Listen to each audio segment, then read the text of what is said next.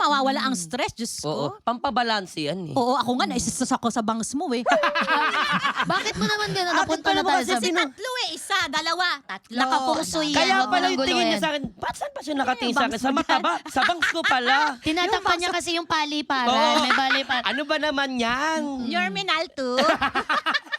Kung makasalita kayo, noohin din kayong dalawa. Ha? sorry. Huwag kayong maano ka.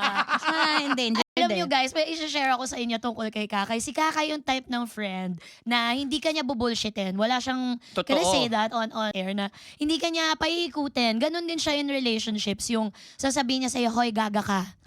Hoy, malit dede mo. Yung gano'n, sasabihin niya diretso, baka kasi nakakalimutan mo or baka kasi kulang ka sa reality check. Oo. So, yung pagiging single niya, although you said na it's a combination of a lot of things, your choice, situations, traumas that happen to you, good and bad things, situations, I think mas character mo yung ano ka, yung kung hindi ma-handle ng tao yung pagiging diretso mo, wag na lang.